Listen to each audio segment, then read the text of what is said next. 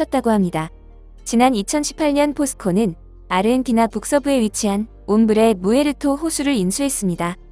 옴브레 무에르토 영호는 볼리비아, 칠레와 인접한 리튬 삼각지대에 자리 잡고 있습니다. 리튬 삼각지대엔 전 세계 리튬의 65%가 매장돼 있어 옴브레 무에르토 호수는 한국뿐만 아니라 미국의 리벤트, 호주의 갤럭시 리소시스 등 자원개발 업체들이 가장 눈독을 들이는 곳입니다. 리튬 매장량뿐만 아니라 리튬 농도 역시 전 세계 영호 가운데 최고 수준이기 때문인데요. 포스코는 옴브레 무에르토 영호 북쪽 부분의 25,500헥타르에 대한 관권을 2억 8천만 달러, 우리 돈 약 3,100억 원에 인수하는 계약을 맺었습니다.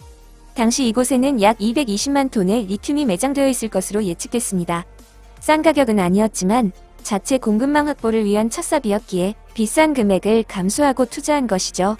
그런데 글로벌 염수 리튬 전문 컨설팅 업체인 미국 몽고메리가 약 2년간 탐사한 결과 기존 예측의 6배에 달하는 무려 1,350만 톤의 리튬이 호수에 매장되어 있는 것으로 밝혀졌는데요.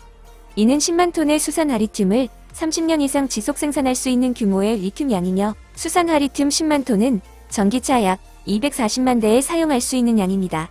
거기에 최근 리튬 가격이 최고치에 달하며 매장된 리튬이 최소 200조 원의 가치를 가지고 있는 것으로 밝혀졌습니다.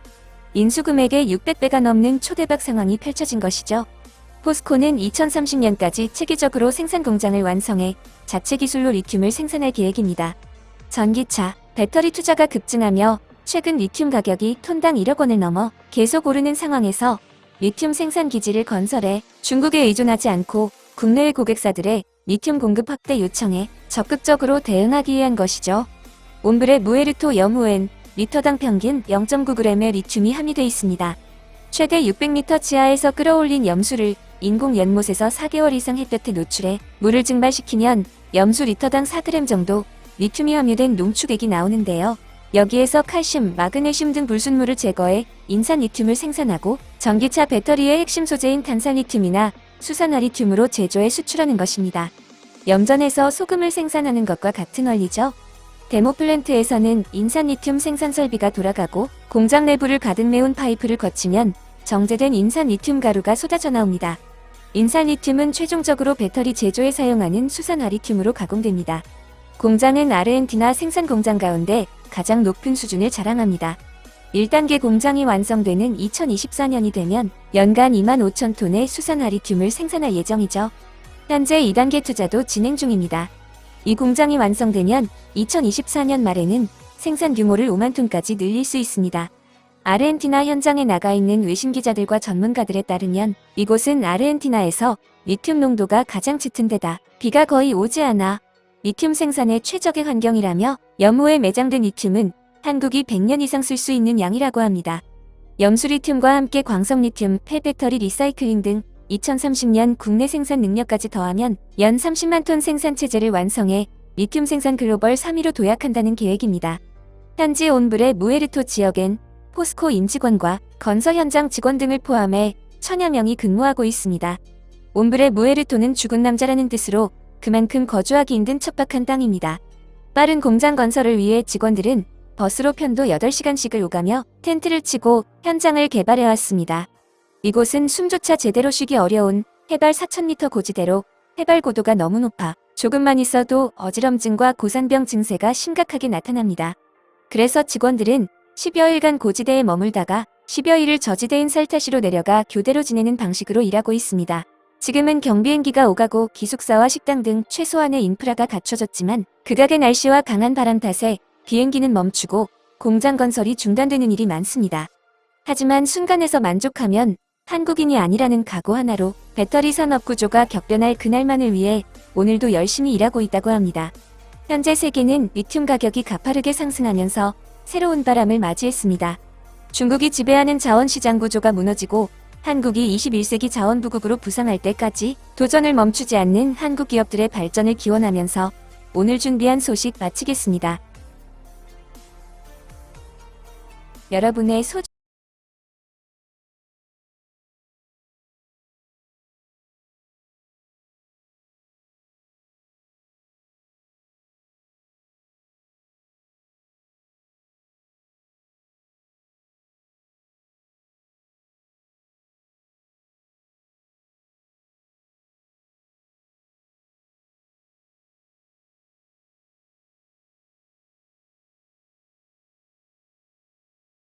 Have you seen these beautiful looking websites which were designed by AI? Because in this video, I'm going to show you exactly how you can generate these yourself. Websites are going to be built with AI art, as well as tools like ChatGPT in the future.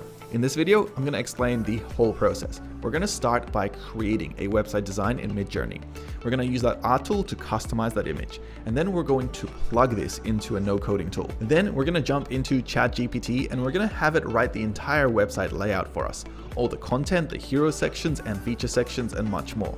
This means that we can build an entire website from the ground up without writing a single line of code, and this will be pretty damn cool. We'll start with Midjourney. This is the AI tool that allows you to create the AI art that we're now seeing all over the web. To go to this, you just go to midjourney.com and join the beta. It's easy to get started because all you really have to do is join the Discord. When you do this, it'll open up the Discord community, which you can accept the terms and conditions and start creating your own AI art. Let's do this now.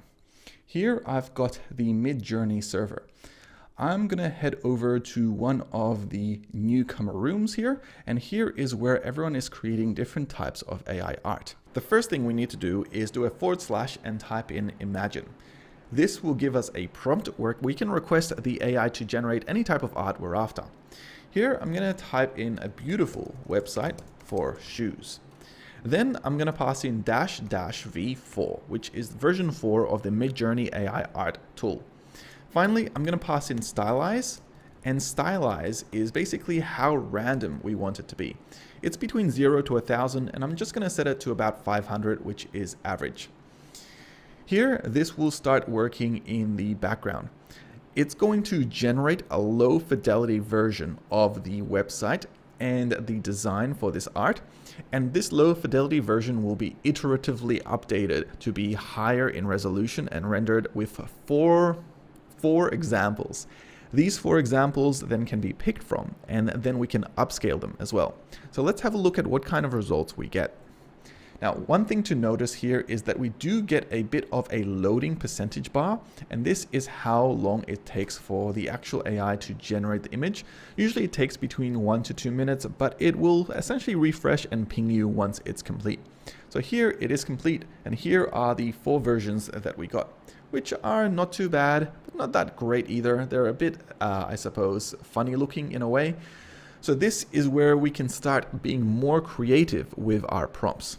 So what I mean by that is by giving more context as to what we want to do. So here is the prompt that we created. What I'm going to do is pass in imagine once more. And when I paste this prompt in this time, I'm going to give it some more context. I'm going to pass in the word UI, UX, UI, UX,